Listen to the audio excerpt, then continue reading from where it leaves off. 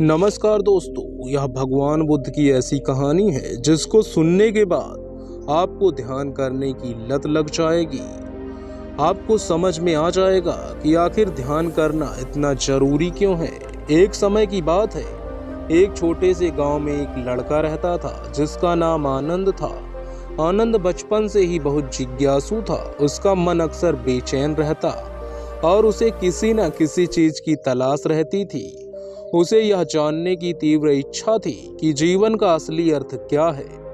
एक दिन आनंद ने गांव में एक साधु से सुना कि बुद्ध भगवान के पास जंगल में ध्यान सिखाने आ रहे हैं। आनंद का हृदय उमंग से भर गया और उसने निश्चय किया कि वह बुद्ध से मिलने जाएगा और उनसे ध्यान की कला सीखेगा।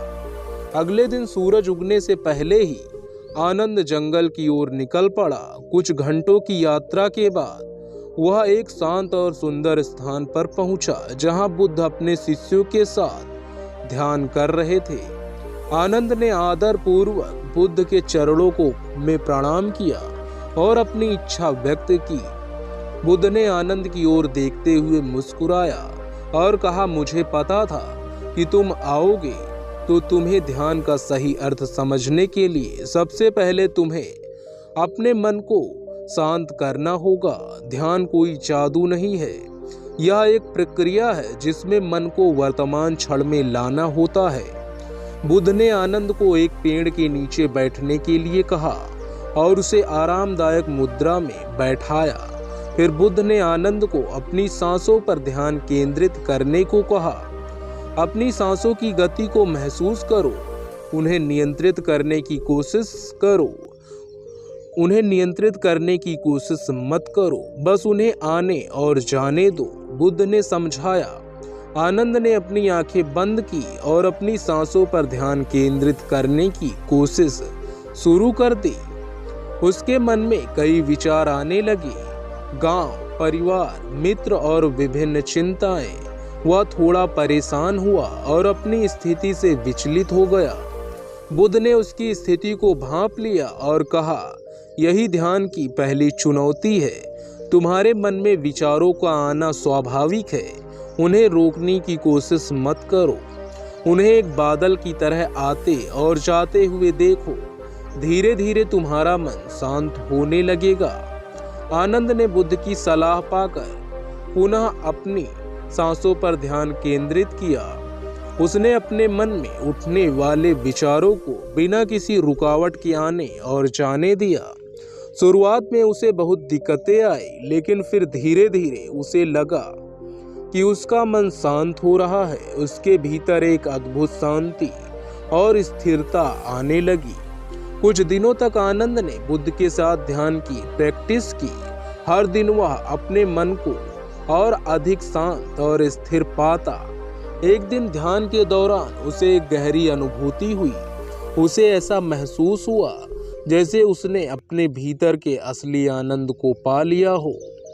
उसका सारा भ्रम और बेचैनी धीरे धीरे समाप्त हो गई और जीवन की सच्ची अर्थ भी समझ में आने लगी। ध्यान का यह अनुभव उसके लिए अत्यंत महत्वपूर्ण था।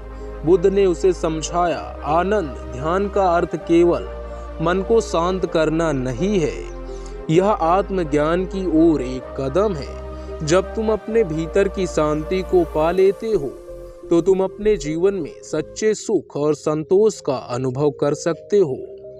आनंद ने बुद्ध का धन्यवाद किया और उससे विदा लिया। वह अपने गांव वापस लौट आया, लेकिन अब वह पहले जैसा नहीं था। अब उसके मन में शांति और स्थिरता थी। उसने ध्यान की कला को अपने जीवन का हिस्सा बना लिया और दूसरे को भी उसकी महत्व समझाने लगा। धीरे धीरे पूरे गांव में लोग ध्यान की प्रैक्टिस करने लगे और उनके जीवन में भी शांति और संतोष आने लगा। इस प्रकार आनंद ने न केवल अपने जीवन को बल्कि अपने गांव के लोगों के जीवन को भी बदल दिया। ध्यान की कला में उन्हें जीवन के वास्तविक अर्थ से परिचित कराया और उन्हें सच्चे सुख का अनुभव कराया। और इस तरह आनंद का जीवन एक प्रेरणा बन गया कैसे ध्यान के माध्यम से हम अपने मन को शांत करके जीवन की सच्ची अर्थवत्ता को समझ सकते हैं। दोस्तों, यह कहानी से आपको यदि कुछ सीखने को मिला हो तो कृपया इस चैनल को सब्सक्राइब कर लीजिए, क्योंकि इस चैनल पर हम ऐसी ही कहानियाँ लाते रहते हैं। दोस्तों, यदि आप सच में यहाँ तक आ ही गए हो तो मुझे यह पता है कि आप अपने जीवन को बदलना चाहते हो और अपनी लाइफ में सफलता हासिल करना चाहते हो, इसीलिए आप हमारे चैनल को सब्सक्राइब कर सकते हो। दोस्तों, इस कहानी के बारे में अपनी राय कमेंट बॉक्स में ज़रूर बताना और इसी तरह की कहानियाँ सुनने के लिए और अपने दोस्तों परिवार के सदस्यों के साथ भी इस कहानी को साझा करें, ताकि वह भी अपने जीवन में इसका लाभ ले सकें और आगे बढ़ सकें। तो दोस्तों, हमको इजाज़त दो। धन्यवाद। मिलते हैं अगली कहानी में।